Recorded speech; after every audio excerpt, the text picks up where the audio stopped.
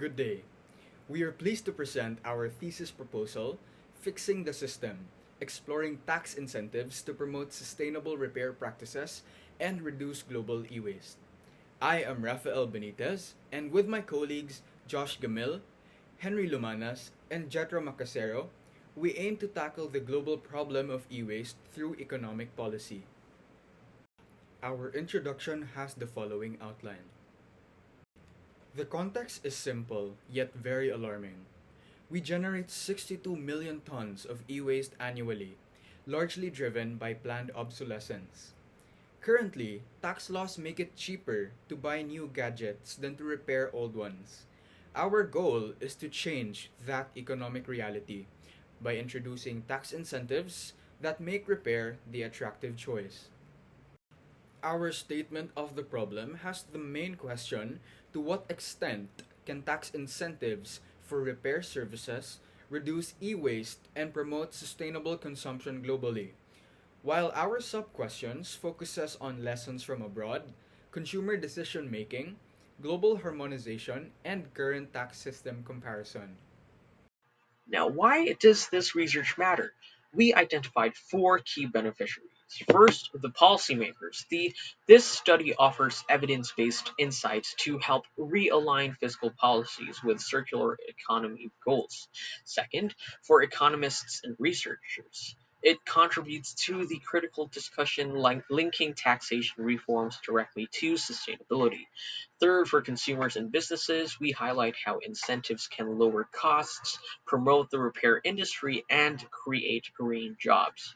And finally, for developing countries, this research may inspire policy models suited to local contexts like ours, where affordability remains a major challenge to accessing repair services.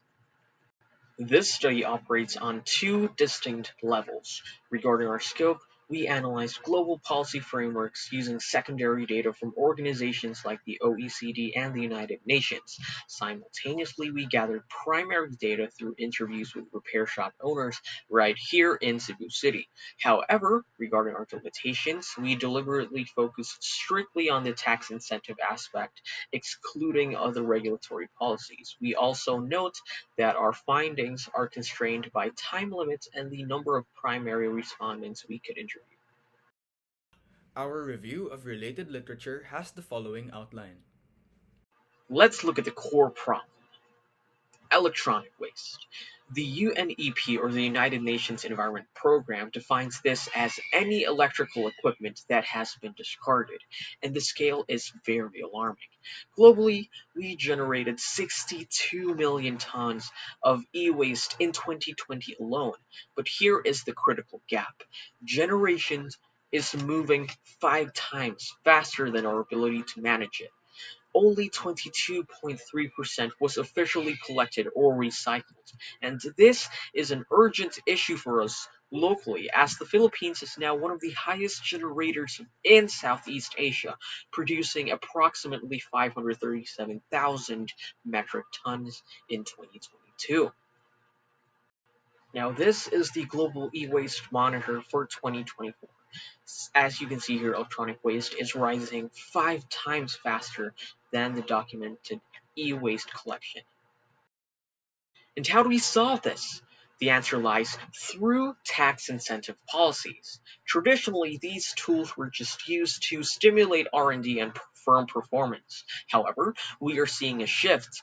These incentives are now essential for promoting environmental sustainability. See, the mechanism works like this. Tax incentives directly reduce the financial burden on companies, and this reduced cost empowers them to invest in green technologies and meet ESG goals. For instance, studies show that simply making repair services tax deductible can significantly encourage longer product lifespans, shifting the market away from disposal and toward repair.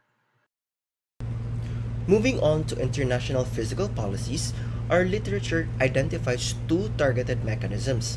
First, the UK Parliament, which highlights the success of labor tax deductions. By taxing the labor component less, we lower repair costs without the mess of defining eligible goods. Second, Mazzari et al. Proposes direct subsidies, specifically structured as consumer vouchers to ensure the financial benefit goes to the user rather than being absorbed by price inflation. So continuing, on a systemic level, we have two major frameworks. Green fiscal policy advocates for a tax shift where it funds repair incentives by increasing taxes on waste disposal to keep the budget balanced. Simultaneously, the ITU introduces eco-modulation. This links tax rates to a product's repairability index, meaning products with bad designs pay higher taxes. However, fiscal policy cannot work alone.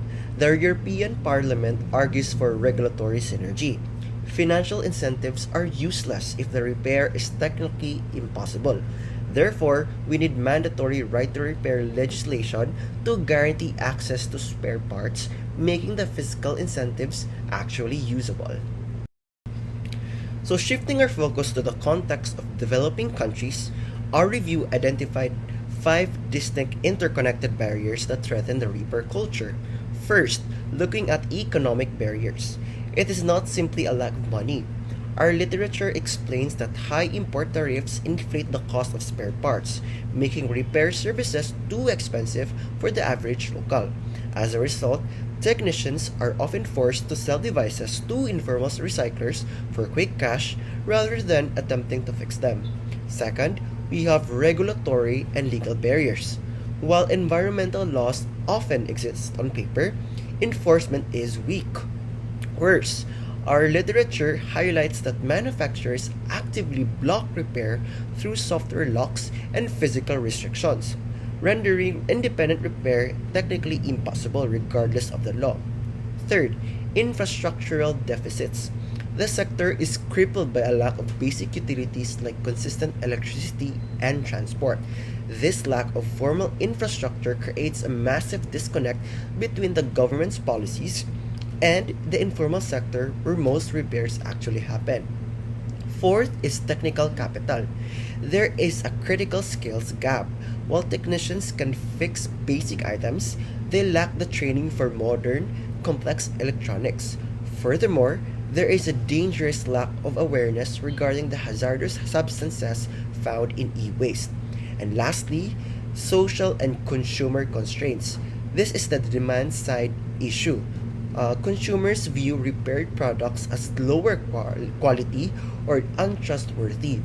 Ultimately, the emotional preference for the sheer convenience of buying new overrides the sustainable choice to repair. To tackle this problem, our entire framework rests on three foundational pillars. First, we analyze fiscal distortion, or how existing tax policy unintentionally supports the wasteful take-make-dispose model. Second, we propose incentivization, our lever to drive behavioral change in consumers and fosters small-medium enterprises' growth in the repair sector. Finally, we recognize policy synergy, where our tax proposals must work with complementary laws, specifically the right to repair, for effective maximum implementation. Our conceptual framework visually maps the core relationship of our study. Our independent variable, tax incentives, is designed to influence our desired outcome, the dependent variable, or sustainable consumption and reduced e-waste. This influence occurs through mediating variables. First, driving consumer behavioral changes, and second, promoting a fundamental shift into the circular economy. Crucially, this entire relationship is moderated by external factors, specifically, the need for a global right to repair harmonization policy to ensure maximum effectiveness. Our methodology has the following outline. So for our research design, we selected a qualitative exploratory approach. This is crucial because the intersection of fiscal policy and repair sustainability is an emerging area. Since there is very limited existing research on this specific policy integration on our local context, an exploratory approach allows us to investigate deeper rather than just describing what is already known. For our research participants, there would be 10 research participants, 5 of which will be subject to key informant interview, while the other 5 will be subject to focus group discussion. In order to establish the reliability of these participants, we have created two criteria. The first, participants must have at least 1 year of experience in the repair industry. This will guarantee that they possess a foundational understanding of the sector's dynamics. The second one is that they must be actively managing the repair shop themselves. More so, these participants will be chosen through a purposive sampling technique. For our research instruments, we will be utilizing primary and secondary data. For our primary data, we will be employing a semi-structured interview guide questionnaire, and this will allow us to ask consistent core questions while maintaining the flexibility to follow up on interesting insights shared by the owners. For the secondary data, we will be conducting a thorough review of related literature. This may be in the form of previous research, previous literature, and even the tax code itself. For the data collection procedure, we will be following these steps. For the first one, ethical and recruitment protocol. We will identify participants through on-site visit and approach them with an introductory letter explaining the study and assuring confidentiality. The second one will be informed consent. Once they agree, we will then schedule an interview and obtain a signed informed consent form, including permission for audio recording. The third one will be primary data collection. This will be an actual one on one in depth interview which will be conducted using the semi structured guide. The next one is transcription. All interviews will then be immediately transcribed verbatim to ensure accuracy and will be prepared the spoken data for analysis. For the secondary data collection, simultaneously, we will systematically collect the necessary documents for content analysis to complement with the primary data set. For the data analysis procedure, this will be divided into three main stages. First, primary data analysis. The interview transcripts will be analyzed using thematic analysis. This will systematically process to identify code, review, and define recurring patterns and themes. For the secondary data analysis, the collected documents will then undergo content analysis to extract relevant information for the synthesis and the reporting. Crucially, we will map the primary data findings onto the secondary data to see how external factors have addressed or amplified. The final report details these themes and links them back to our research questions. Finally, the ethical considerations. Informed consent and voluntariness. We will ensure every participant that they will be provided voluntary consent with a full understanding of the study's scope and risks. Second, confidentiality and data management. Respondents will be guaranteed confidentiality and all data will be kept in a safe place, after which these will be permanently erased from the institutional retention period. Next, risk mitigation. The researchers will assure impartiality and respect throughout the interview process, aiming to provide a safe and pleasant environment to prevent any psychological, social, or even financial harm to the participants. And that concludes our presentation. We believe that focusing on this aspect and fixing the fiscal system can help us address the global crisis of e waste effectively. Thank you, and we welcome your questions.